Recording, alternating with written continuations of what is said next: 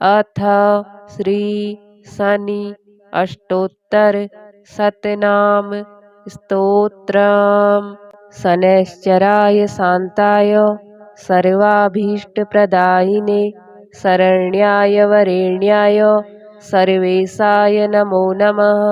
सौम्याय शूरवन्द्याय शूरलोकविहारिणे सुखासनोपविष्टाय सुन्दराय नमो नमः। घनाय घनरूपाय घनाभरणधारिणे घनसारविलेपाय खद्योताय नमो नमः। मन्दाय मन्दचेष्टाय महनीयगुणात्मने मर्त्यपावनपादाय महेशाय नमो नमः। छायापुत्राय शर्वाय शरतूणीरधारिणे चरस्थिरस्वभावाय चञ्चलाय नमो नमः। नीलवर्णाय नित्याय नीलाञ्जननिभाय च नीलाम्बरविभूषाय निश्चलाय नमो नमः। वेद्याय विधिरूपाय विरोधाधारभूमये भेदास्पदस्वभावाय वज्रदेहाय ते नमः। वैराग्यदाय वीराय वीतरोगभयाय च विपत्परम्परेशाय विश्ववन्द्याय ते नमः। गृध्रवाहाय गूढाय कूर्माङ्गाय कुरूपिणे कुत्सिताय गुणाढ्याय गोचराय नमो नमः। अविद्यामूलनाशाय विद्यास्वरूपिणे आयुष्यकारणायापद उद्धत्रे च नमो नमः। विष्णुभक्ताय वशिने विविधागमवेदिने विधिस्तुत्याय वन्द्याय विरूपाक्षाय ते नमः। वरिष्ठाय गरिष्ठाय वज्राङ्कुशधराय च वरदाभयहस्ताय वामनाय नमो नमः। ज्येष्ठापत्नीसमेताय श्रेष्ठाय मितभाषिणे कष्टौघनाशकर्याय पुष्टिदाय नमो नमः। स्तुत्याय स्तोत्रगम्याय भक्तिवश्याय भानवे भानुपुत्राय भव्याय पावनाय नमो नमः। धनुर्मण्डलसंस्थाय धनदाय धनुष्मते तनुप्रकाशदेहाय तामसाय नमो नमः। अशेषजनवन्द्याय विशेषफलदायिने वशीकृतजनेशाय पशूनां पतये नमः। खेचराय खगेशाय घननीलाम्बराय च काठिन्यमानसायार्य गणस्तुत्याय ते नमः। नीलच्छत्राय नित्याय निर्गुणाय गुणात्मने निरामयाय निन्द्याय वन्दनीयाय ते नमः। धीराय दिव्यदेहाय दीनार्तिहरणाय च दैन्यनाशकरायार्य जनगण्याय ते नमः। क्रूराय क्रूरचेष्टाय कामक्रोधकराय च कलत्रपुत्रशत्रुत्वकारणाय नमो नमः। परिपोषितभक्ताय परभीतिहराय च भक्तसङ्घमनोभीष्टफलदाय नमो नमः। इत्थं शनैश्चरायेदं नाम्नाम् अष्टोत्तरं शतं प्रत्यहं प्रजपन्मर्त्यो दीर्घमायुर्वाप्नुयात्। शनैश्चराय शान्ताय सर्वाभीष्टप्रदायिने शरण्याय वरेण्याय सर्वेशाय नमो नमः। सौम्याय शूरवन्द्याय शूरलोकविहारिणे सुखासनोपविष्टाय सुन्दराय नमो नमः। घनाय घनरूपाय घनाभरणधारिणे घनसारविलेपाय खद्योताय नमो नमः। मन्दाय मन्दचेष्टाय महनीयगुणात्मने मर्त्यपावनपादाय महेशाय नमो नमः। छायापुत्राय शर्वाय शरतूणीरधारिणे चरस्थिरस्वभावाय चञ्चलाय नमो नमः।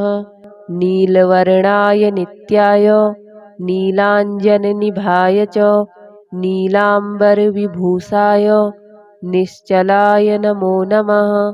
वेद्याय विधिरूपाय विरोधाधारभूमये भेदास्पदस्वभावाय वज्रदेहाय ते नमः। वैराग्यदाय वीराय वीतरोगभयाय च विपत्परम्परेशाय विश्ववन्द्याय ते नमः। गृध्रवाहाय गूढाय कूर्माङ्गाय कुरूपिणे कुत्सिताय गुणाढ्याय गोचराय नमो नमः। अविद्यामूलनाशाय विद्यास्वरूपिणे आयुष्यकारणायापद उद्धत्रे च नमो नमः। विष्णुभक्ताय वशिने विविधागमवेदिने विधिस्तुत्याय वन्द्याय विरूपाक्षाय ते नमः। वरिष्ठाय गरिष्ठाय वज्राङ्कुशधराय च वरदाभयहस्ताय वामनाय नमो नमः। ज्येष्ठापत्नीसमेताय श्रेष्ठाय मितभाषिणे कष्टौघनाशकर्याय पुष्टिदाय नमो नमः। स्तुत्याय स्तोत्रगम्याय भक्तिवश्याय भानवे भानुपुत्राय भव्याय पावनाय नमो नमः। धनुर्मण्डलसंस्थाय धनदाय धनुष्मते तनुप्रकाशदेहाय तामसाय नमो नमः। अशेषजनवन्द्याय विशेषफलदायिने वशीकृतजनेशाय पशूनां पतये नमः। खेचराय खगेशाय घननीलाम्बराय च काठिन्यमानसायार्य गणस्तुत्याय ते नमः। नीलच्छत्राय नित्याय निर्गुणाय गुणात्मने निरामयाय निन्द्याय वन्दनीयाय ते नमः। धीराय दिव्यदेहाय दीनार्तिहरणाय च दैन्यनाशकरायार्य जनगण्याय ते नमः। क्रूराय क्रूरचेष्टाय कामक्रोधकराय च कलत्रपुत्रशत्रुत्वकारणाय नमो नमः। परिपोषितभक्ताय परभीतिहराय च भक्तसङ्घमनोभीष्टफलदाय नमो नमः। इत्थं शनैश्चरायेदं नाम्नाम् अष्टोत्तरं शतं प्रत्यहं प्रजपन्मर्त्यो दीर्घमायुर्वाप्नुयात्। शनैश्चराय शान्ताय सर्वाभीष्टप्रदायिने शरण्याय वरेण्याय सर्वेशाय नमो नमः। सौम्याय सुरवन्द्याय सुरलोकविहारिणे सुखासनोपविष्टाय सुन्दराय नमो नमः। घनाय घनरूपाय घनाभरणधारिणे घनसारविलेपाय खद्योताय नमो नमः। मन्दाय मन्दचेष्टाय महनीयगुणात्मने मर्त्यपावनपादाय महेशाय नमो नमः। छायापुत्राय शर्वाय शरतूणीरधारिणे चरस्थिरस्वभावाय चञ्चलाय नमो नमः। नीलवर्णाय नित्याय नीलाञ्जननिभाय च नीलाम्बरविभूषाय निश्चलाय नमो नमः। वेद्याय विधिरूपाय विरोधाधारभूमये भेदास्पदस्वभावाय वज्रदेहाय ते नमः। वैराग्यदाय वीराय वीतरोगभयाय च विपत्परं परेशाय विश्ववन्द्याय ते नमः। गृध्रवाहाय गूढाय कूर्माङ्गाय कुरूपिणे कुत्सिताय गुणाढ्याय गोचराय नमो नमः। अविद्यामूलनाशाय विद्याविद्यास्वरूपिणे आयुष्यकारणायापद उद्धत्रे च नमो नमः। विष्णुभक्ताय वशिने विविधागमवेदिने विधिस्तुत्याय वन्द्याय विरूपाक्षाय ते नमः। वरिष्ठाय गरिष्ठाय वज्राङ्कुशधराय च वरदाभयहस्ताय वामनाय नमो नमः। ज्येष्ठापत्नीसमेताय श्रेष्ठाय मितभाषिणे कष्टौघनाशकर्याय पुष्टिदाय नमो नमः। स्तुत्याय स्तोत्रगम्याय भक्तिवश्याय भानवे भानुपुत्राय भव्याय पावनाय नमो नमः। धनुर्मण्डलसंस्थाय धनदाय धनुष्मते तनुप्रकाशदेहाय तामसाय नमो नमः। अशेषजनवन्द्याय विशेषफलदायिने वशीकृतजनेशाय पशूनां पतये नमः। खेचराय खगेशाय घननीलाम्बराय च काठिन्यमानसायार्य गणस्तुत्याय ते नमः। नीलच्छत्राय नित्याय निर्गुणाय गुणात्मने निरामयाय निन्द्याय वन्दनीयाय ते नमः। धीराय दिव्यदेहाय दीनार्तिहरणाय च दैन्यनाशकरायार्य जनगण्याय ते नमः। क्रूराय क्रूरचेष्टाय कामक्रोधकराय च कलत्रपुत्रशत्रुत्वकारणाय नमो नमः। परिपोषितभक्ताय परभीतिहराय च भक्तसङ्घमनोभीष्टफलदाय नमो नमः। इत्थं शनैश्चरायेदं नाम्नाम् अष्टोत्तरं शतं प्रत्यहं प्रजपन्मर्त्यो दीर्घमायुर्वाप्नुयात्। शनैश्चराय शान्ताय सर्वाभीष्टप्रदायिने शरण्याय वरेण्याय सर्वेशाय नमो नमः। सौम्याय सुरवन्द्याय सुरलोकविहारिणे सुखासनोपविष्टाय सुन्दराय नमो नमः। घनाय घनरूपाय घनाभरणधारिणे घनसारविलेपाय खद्योताय नमो नमः। मन्दाय मन्दचेष्टाय महनीयगुणात्मने मर्त्यपावनपादाय महेशाय नमो नमः। छायापुत्राय शर्वाय शरतूणीरधारिणे चरस्थिरस्वभावाय चञ्चलाय नमो नमः। नीलवर्णाय नित्याय नीलाञ्जननिभाय च नीलाम्बरविभूषाय निश्चलाय नमो नमः। वेद्याय विधिरूपाय विरोधाधारभूमये भेदास्पदस्वभावाय वज्रदेहाय ते नमः। वैराग्यदाय वीराय वीतरोगभयाय च विपत्परं परेशाय विश्ववन्द्याय ते नमः। गृध्रवाहाय गूढाय कूर्माङ्गाय कुरूपिणे कुत्सिताय गुणाढ्याय गोचराय नमो नमः। अविद्यामूलनाशाय विद्याविद्यास्वरूपिणे आयुष्यकारणायापद उद्धत्रे च नमो नमः।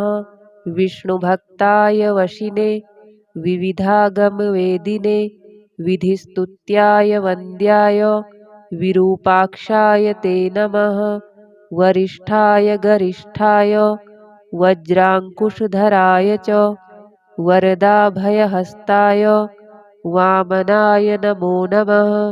ज्येष्ठापत्नी समेताय श्रेष्ठाय मितभासिणे कष्टौघनाशकर्याय पुष्टिदाय नमो नमः।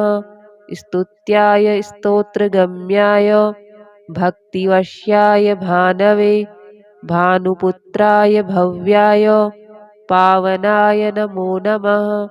धनुर्मण्डलसंस्थाय धनदाय धनुष्मते तनुप्रकाशदेहाय तामसाय नमो नमः। अशेषजनवन्द्याय विशेषफलदायिने वशीकृतजनेशाय पशूनां पतये नमः।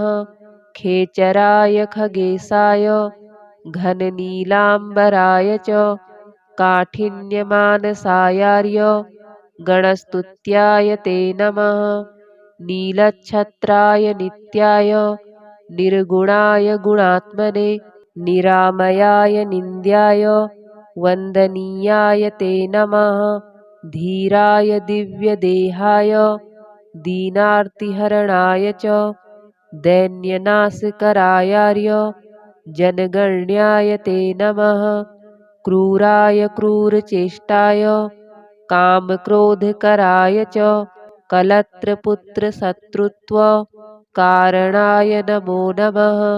परिपोषितभक्ताय परभीतिहराय च भक्तसङ्घमनोभीष्टफलदाय नमो नमः।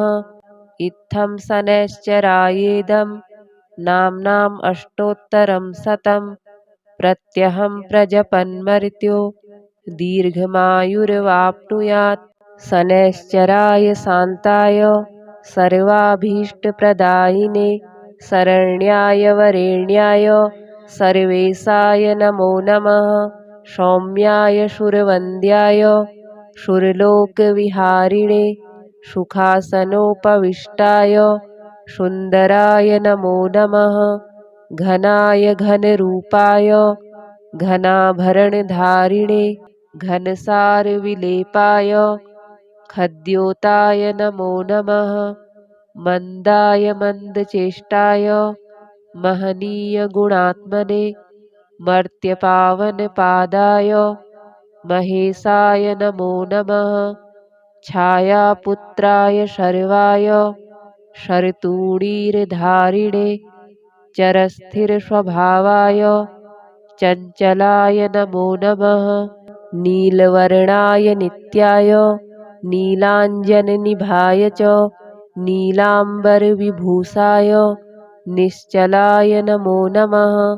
वेद्याय विधिरूपाय विरोधाधारभूमये भेदास्पदस्वभावाय वज्रदेहाय ते नमः। वैराग्यदाय वीराय वीतरोगभयाय च विपत्परम्परेशाय विश्ववन्द्याय ते नमः। गृध्रवाहाय गूढाय कूर्माङ्गाय कुरूपिणे कुत्सिताय गुणाढ्याय गोचराय नमो नमः। अविद्यामूलनाशाय विद्याविद्यास्वरूपिणे आयुष्यकारणायापद उद्धत्रे च नमो नमः। विष्णुभक्ताय वशिने विविधागमवेदिने विधिस्तुत्याय वन्द्याय विरूपाक्षाय ते नमः। वरिष्ठाय गरिष्ठाय वज्राङ्कुशधराय च वरदाभयहस्ताय वामनाय नमो नमः। ज्येष्ठापत्नी समेताय श्रेष्ठाय मितभासिणे कष्टौघनाशकर्याय पुष्टिदाय नमो नमः। स्तुत्याय स्तोत्रगम्याय भक्तिवश्याय भानवे भानुपुत्राय भव्याय पावनाय नमो नमः। धनुर्मण्डलसंस्थाय धनदाय धनुष्मते तनुप्रकाशदेहाय तामसाय नमो नमः। अशेषजनवन्द्याय विशेषफलदायिने वशीकृतजनेशाय पशूनां पतये नमः। खेचराय खगेशाय घननीलाम्बराय च काठिन्यमानसायार्य गणस्तुत्याय ते नमः। नीलच्छत्राय नित्याय निर्गुणाय गुणात्मने निरामयाय निन्द्याय वन्दनीयाय ते नमः। धीराय दिव्यदेहाय दीनार्तिहरणाय च दैन्यनाशकरायार्य जनगण्याय ते नमः। क्रूराय क्रूरचेष्टाय कामक्रोधकराय च कलत्रपुत्रशत्रुत्वकारणाय नमो नमः। परिपोषितभक्ताय परभीतिहराय च भक्तसङ्घमनोभीष्टफलदाय नमो नमः। इत्थं शनैश्चरायेदं नाम्नाम् अष्टोत्तरं शतं प्रत्यहं प्रजपन्मर्त्यो दीर्घमायुर्वाप्नुयात्। शनैश्चराय शान्ताय सर्वाभीष्टप्रदायिने शरण्याय वरेण्याय सर्वेशाय नमो नमः। सौम्याय सुरवन्द्याय सुरलोकविहारिणे सुखासनोपविष्टाय सुन्दराय नमो नमः। घनाय घनरूपाय घनाभरणधारिणे घनसारविलेपाय खद्योताय नमो नमः। मन्दाय मन्दचेष्टाय महनीयगुणात्मने मर्त्यपावनपादाय महेशाय नमो नमः। छायापुत्राय शर्वाय शरतूणीरधारिणे चरस्थिरस्वभावाय चञ्चलाय नमो नमः। नीलवर्णाय नित्याय नीलाञ्जननिभाय च नीलाम्बरविभूषाय निश्चलाय नमो नमः। वेद्याय विधिरूपाय विरोधाधारभूमये भेदास्पदस्वभावाय वज्रदेहाय ते नमः। वैराग्यदाय वीराय वीतरोगभयाय च विपत्परम्परेशाय विश्ववन्द्याय ते नमः। गृध्रवाहाय गूढाय कूर्माङ्गाय कुरूपिणे कुत्सिताय गुणाढ्याय गोचराय नमो नमः। अविद्यामूलनाशाय विद्याविद्यास्वरूपिणे आयुष्यकारणायापद उद्धत्रे च नमो नमः। विष्णुभक्ताय वशिने विविधागमवेदिने विधिस्तुत्याय वन्द्याय विरूपाक्षाय ते नमः। वरिष्ठाय गरिष्ठाय वज्राङ्कुशधराय च वरदाभयहस्ताय वामनाय नमो नमः। ज्येष्ठापत्नीसमेताय श्रेष्ठाय मितभाषिणे कष्टौघनाशकर्याय पुष्टिदाय नमो नमः। स्तुत्याय स्तोत्रगम्याय भक्तिवश्याय भानवे भानुपुत्राय भव्याय पावनाय नमो नमः।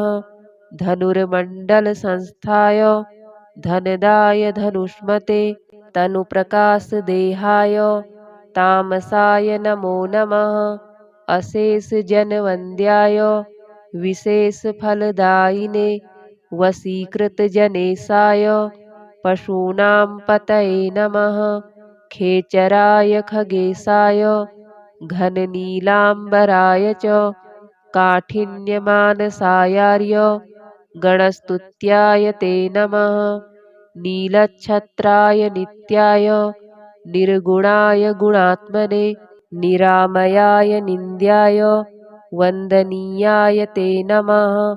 धीराय दिव्यदेहाय दीनार्तिहरणाय च दैन्यनाशकरायार्य जनगण्याय ते नमः। क्रूराय क्रूरचेष्टाय कामक्रोधकराय च कलत्रपुत्रशत्रुत्वकारणाय कारणाय नमो नमः। परिपोषितभक्ताय परभीतिहराय च भक्तसङ्घमनोभीष्ट फलदाय नमो नमः। इत्थं शनैश्चरायेदं नाम्नाम् अष्टोत्तरं शतं। प्रत्यहं प्रजपन्मर्त्यो दीर्घमायुर्वाप्नुयात्। शनैश्चराय शान्ताय सर्वाभीष्टप्रदायिने शरण्याय वरेण्याय सर्वेशाय नमो नमः। सौम्याय शूरवन्द्याय शूरलोकविहारिणे सुखासनोपविष्टाय सुन्दराय नमो नमः। घनाय घनरूपाय घनाभरणधारिणे घनसारविलेपाय खद्योताय नमो नमः। मन्दाय मन्दचेष्टाय महनीयगुणात्मने मर्त्यपावनपादाय महेशाय नमो नमः। छायापुत्राय शर्वाय शरतूणीरधारिणे चरस्थिरस्वभावाय चञ्चलाय नमो नमः। नीलवर्णाय नित्याय नीलाञ्जननिभाय च नीलाम्बरविभूषाय निश्चलाय नमो नमः। वेद्याय विधिरूपाय विरोधाधारभूमये भेदास्पदस्वभावाय वज्रदेहाय ते नमः। वैराग्यदाय वीराय वीतरोगभयाय च विपत्परम्परेशाय विश्ववन्द्याय ते नमः। गृध्रवाहाय गूढाय कूर्माङ्गाय कुरूपिणे कुत्सिताय गुणाढ्याय गोचराय नमो नमः। अविद्यामूलनाशाय विद्यास्वरूपिणे आयुष्यकारणायापद उद्धत्रे च नमो नमः। विष्णुभक्ताय वशिने विविधागमवेदिने विधिस्तुत्याय वन्द्याय विरूपाक्षाय ते नमः। वरिष्ठाय गरिष्ठाय वज्राङ्कुशधराय च वरदाभयहस्ताय वामनाय नमो नमः। ज्येष्ठापत्नीसमेताय श्रेष्ठाय मितभाषिणे कष्टौघनाशकर्याय पुष्टिदाय नमो नमः। स्तुत्याय स्तोत्रगम्याय भक्तिवश्याय भानवे भानुपुत्राय भव्याय पावनाय नमो नमः। धनुर्मण्डलसंस्थाय धनदाय धनुष्मते तनुप्रकाशदेहाय तामसाय नमो नमः। अशेषजनवन्द्याय विशेषफलदायिने वशीकृतजनेशाय पशूनां पतये नमः। खेचराय खगेशाय घननीलाम्बराय च काठिन्यमानसायार्य गणस्तुत्याय ते नमः। नीलच्छत्राय नित्याय निर्गुणाय गुणात्मने निरामयाय निन्द्याय वन्दनीयाय ते नमः। धीराय दिव्यदेहाय दीनार्तिहरणाय च दैन्यनाशकरायार्य जनगण्याय ते नमः। क्रूराय क्रूरचेष्टाय कामक्रोधकराय च कलत्रपुत्रशत्रुत्व कारणाय नमो नमः। परिपोषितभक्ताय परभीतिहराय च भक्तसङ्घमनोभीष्ट फलदाय नमो नमः। इत्थं शनैश्चरायेदं नाम्नाम् अष्टोत्तरं शतं। प्रत्यहं प्रजपन्मर्त्यो दीर्घमायुर्वाप्नुयात्। शनैश्चराय शान्ताय सर्वाभीष्टप्रदायिने शरण्याय वरेण्याय सर्वेशाय नमो नमः। सौम्याय शूरवन्द्याय शूरलोकविहारिणे सुखासनोपविष्टाय सुन्दराय नमो नमः। घनाय घनरूपाय घनाभरणधारिणे घनसारविलेपाय खद्योताय नमो नमः। मंदाय मंदचेष्टाय महनीयगुणात्मने मर्त्यपावनपादाय महेशाय नमो नमः। छायापुत्राय शर्वाय शरतूणीरधारिणे चरस्थिरस्वभावाय चञ्चलाय नमो नमः। नीलवर्णाय नित्याय नीलाञ्जननिभाय च नीलाम्बरविभूषाय निश्चलाय नमो नमः। वेद्याय विधिरूपाय विरोधाधारभूमये भेदास्पदस्वभावाय वज्रदेहाय ते नमः। वैराग्यदाय वीराय वीतरोगभयाय च विपत्परम्परेशाय विश्ववन्द्याय ते नमः। गृध्रवाहाय गूढाय कूर्माङ्गाय कुरूपिणे कुत्सिताय गुणाढ्याय गोचराय नमो नमः। अविद्यामूलनाशाय विद्यास्वरूपिणे आयुष्यकारणायापद उद्धत्रे च नमो नमः। विष्णुभक्ताय वशिने विविधागमवेदिने विधिस्तुत्याय वन्द्याय विरूपाक्षाय ते नमः। वरिष्ठाय गरिष्ठाय वज्राङ्कुशधराय च वरदाभयहस्ताय वामनाय नमो नमः। ज्येष्ठापत्नीसमेताय श्रेष्ठाय मितभाषिणे कष्टौघनाशकर्याय पुष्टिदाय नमो नमः। स्तुत्याय स्तोत्रगम्याय भक्तिवश्याय भानवे भानुपुत्राय भव्याय पावनाय नमो नमः। धनुर्मण्डलसंस्थाय धनदाय धनुष्मते तनुप्रकाशदेहाय तामसाय नमो नमः। अशेषजनवन्द्याय विशेषफलदायिने वशीकृतजनेशाय पशूनां पतये नमः। खेचराय खगेशाय घननीलाम्बराय च काठिन्यमानसायार्य गणस्तुत्याय ते नमः।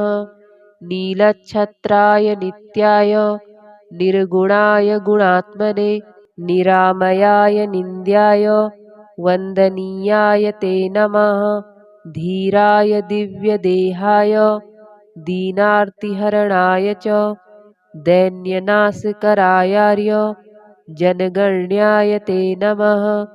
क्रूराय क्रूरचेष्टाय कामक्रोधकराय च कलत्रपुत्रशत्रुत्वकारणाय नमो नमः। परिपोषितभक्ताय परभीतिहराय च भक्तसङ्घमनोभीष्टफलदाय नमो नमः। इत्थं शनैश्चरायेदं नाम्नाम् अष्टोत्तरं शतं प्रत्यहं प्रजपन्मर्त्यो दीर्घमायुर्वाप्नुयात्। शनैश्चराय शान्ताय सर्वाभीष्टप्रदायिने शरण्याय वरेण्याय सर्वेशाय नमो नमः। सौम्याय सुरवन्द्याय सुरलोकविहारिणे सुखासनोपविष्टाय सुन्दराय नमो नमः। घनाय घनरूपाय घनाभरणधारिणे घनसारविलेपाय खद्योताय नमो नमः। मंदाय मंदचेष्टाय महनीयगुणात्मने मर्त्यपावनपादाय महेशाय नमो नमः।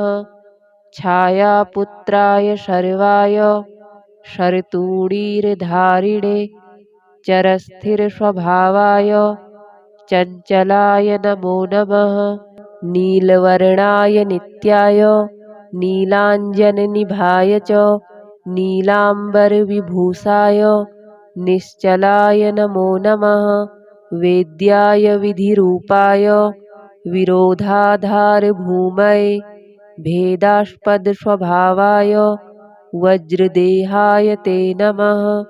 वैराग्यदाय वीराय वीतरोगभयाय च विपत्परम्परेशाय विश्ववन्द्याय ते नमः। गृध्रवाहाय गूढाय कूर्माङ्गाय कुरूपिणे कुत्सिताय गुणाढ्याय गोचराय नमो नमः। अविद्यामूलनाशाय विद्यास्वरूपिणे आयुष्यकारणायापद उद्धत्रे च नमो नमः। विष्णुभक्ताय वशिने विविधागमवेदिने विधिस्तुत्याय वन्द्याय विरूपाक्षाय ते नमः। वरिष्ठाय गरिष्ठाय वज्राङ्कुशधराय च वरदाभयहस्ताय वामनाय नमो नमः। ज्येष्ठापत्नीसमेताय श्रेष्ठाय मितभाषिणे कष्टौघनाशकर्याय पुष्टिदाय नमो नमः। स्तुत्याय स्तोत्रगम्याय भक्तिवश्याय भानवे भानुपुत्राय भव्याय पावनाय नमो नमः। धनुर्मण्डलसंस्थाय धनदाय धनुष्मते तनुप्रकाशदेहाय तामसाय नमो नमः। अशेषजनवन्द्याय विशेषफलदायिने वशीकृतजनेशाय पशूनां पतये नमः। खेचराय खगेशाय घननीलाम्बराय च काठिन्यमानसायार्य गणस्तुत्याय ते नमः। नीलच्छत्राय नित्याय निर्गुणाय गुणात्मने निरामयाय निन्द्याय वन्दनीयाय ते नमः। धीराय दिव्यदेहाय दीनार्तिहरणाय च दैन्यनाशकरायार्य जनगण्याय ते नमः। क्रूराय क्रूरचेष्टाय कामक्रोधकराय च कलत्रपुत्रशत्रुत्वकारणाय नमो नमः। परिपोषितभक्ताय परभीतिहराय च भक्तसङ्घमनोभीष्टफलदाय नमो नमः। इत्थं शनैश्चरायेदं नाम्नाम् अष्टोत्तरं शतं प्रत्यहं प्रजपन्मर्त्यो दीर्घमायुर्वाप्नुयात्। शनैश्चराय शान्ताय सर्वाभीष्टप्रदायिने शरण्याय वरेण्याय सर्वेशाय नमो नमः। सौम्याय सुरवन्द्याय सुरलोकविहारिणे सुखासनोपविष्टाय सुन्दराय नमो नमः। घनाय घनरूपाय घनाभरणधारिणे घनसारविलेपाय खद्योताय नमो नमः। मन्दाय मन्दचेष्टाय महनीयगुणात्मने मर्त्यपावनपादाय महेशाय नमो नमः। छायापुत्राय शर्वाय शरतूणीरधारिणे चरस्थिरस्वभावाय चञ्चलाय नमो नमः। नीलवर्णाय नित्याय नीलाञ्जननिभाय च नीलाम्बरविभूषाय निश्चलाय नमो नमः। वेद्याय विधिरूपाय विरोधाधारभूमये भेदास्पदस्वभावाय वज्रदेहाय ते नमः। वैराग्यदाय वीराय वीतरोगभयाय च विपत्परम्परेशाय विश्ववन्द्याय ते नमः। गृध्रवाहाय गूढाय कूर्माङ्गाय कुरूपिणे कुत्सिताय गुणाढ्याय गोचराय नमो नमः। अविद्यामूलनाशाय विद्यास्वरूपिणे आयुष्यकारणायापद उद्धत्रे च नमो नमः। विष्णुभक्ताय वशिने विविधागमवेदिने विधिस्तुत्याय वन्द्याय विरूपाक्षाय ते नमः। वरिष्ठाय गरिष्ठाय वज्राङ्कुशधराय च वरदाभयहस्ताय वामनाय नमो नमः। ज्येष्ठापत्नीसमेताय श्रेष्ठाय मितभासिणे कष्टौघ्नाशकर्याय पुष्टिदाय नमो नमः। स्तुत्याय स्तोत्रगम्याय भक्तिवश्याय भानवे भानुपुत्राय भव्याय पावनाय नमो नमः। धनुर्मण्डलसंस्थाय धनदाय धनुष्मते तनुप्रकाशदेहाय तामसाय नमो नमः। अशेषजनवन्द्याय विशेषफलदायिने वशीकृतजनेशाय पशूनां पतये नमः। खेचराय खगेशाय घननीलाम्बराय च काठिन्यमानसायार्य गणस्तुत्याय ते नमः। नीलच्छत्राय नित्याय निर्गुणाय गुणात्मने निरामयाय निन्द्याय वन्दनीयाय ते नमः। धीराय दिव्यदेहाय दीनार्तिहरणाय च दैन्यनाशकरायार्य जनगण्याय ते नमः। क्रूराय क्रूरचेष्टाय कामक्रोधकराय च कलत्रपुत्रशत्रुत्वकारणाय नमो नमः। परिपोषितभक्ताय परभीतिहराय च भक्तसङ्घमनोभीष्टफलदाय नमो नमः। इत्थं शनैश्चरायेदं नाम्नाम् अष्टोत्तरं शतं प्रत्यहं प्रजपन्मर्त्यो दीर्घमायुर्वाप्नुयात्। शनैश्चराय शान्ताय सर्वाभीष्टप्रदायिने शरण्याय वरेण्याय सर्वेशाय नमो नमः। सौम्याय सुरवन्द्याय सुरलोकविहारिणे सुखासनोपविष्टाय सुन्दराय नमो नमः। घनाय घनरूपाय घनाभरणधारिणे घनसारविलेपाय खद्योताय नमो नमः। मन्दाय मन्दचेष्टाय महनीयगुणात्मने मर्त्यपावनपादाय महेशाय नमो नमः। छायापुत्राय शर्वाय शरतूणीरधारिणे चरस्थिरस्वभावाय चञ्चलाय नमो नमः। नीलवर्णाय नित्याय नीलाञ्जननिभाय च नीलाम्बरविभूषाय निश्चलाय नमो नमः। वेद्याय विधिरूपाय विरोधाधारभूमये भेदास्पदस्वभावाय वज्रदेहाय ते नमः। वैराग्यदाय वीराय वीतरोगभयाय च विपत्परम्परेशाय विश्ववन्द्याय ते नमः। गृध्रवाहाय गूढाय कूर्माङ्गाय कुरूपिणे कुत्सिताय गुणाढ्याय गोचराय नमो नमः। अविद्यामूलनाशाय विद्याविद्यास्वरूपिणे आयुष्यकारणायापद उद्धत्रे च नमो नमः। विष्णुभक्ताय वशिने विविधागमवेदिने विधिस्तुत्याय वन्द्याय विरूपाक्षाय ते नमः। वरिष्ठाय गरिष्ठाय वज्राङ्कुशधराय च वरदाभयहस्ताय वामनाय नमो नमः।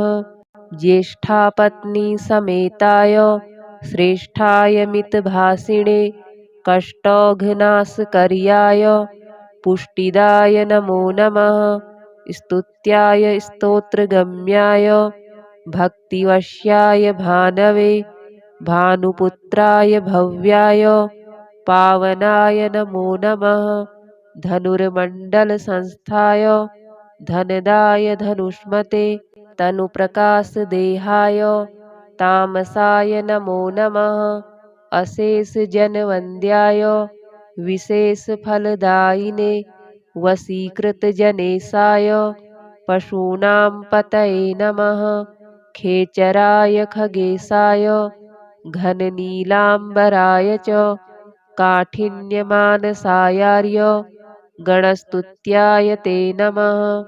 नीलच्छत्राय नित्याय निर्गुणाय गुणात्मने निरामयाय निन्द्याय वन्दनीयाय ते नमः। धीराय दिव्यदेहाय दीनार्तिहरणाय च दैन्यनाशकरायार्य जनगण्याय ते नमः। क्रूराय क्रूरचेष्टाय कामक्रोधकराय च कलत्रपुत्रशत्रुत्वकारणाय नमो नमः। परिपोषितभक्ताय परभीतिहराय च भक्तसङ्घमनोभीष्टफलदाय नमो नमः। इत्थं शनैश्चरायेदं नाम्नाम् अष्टोत्तरं शतं प्रत्यहं प्रजपन्मर्त्यो दीर्घमायुर्वाप्नुयात्।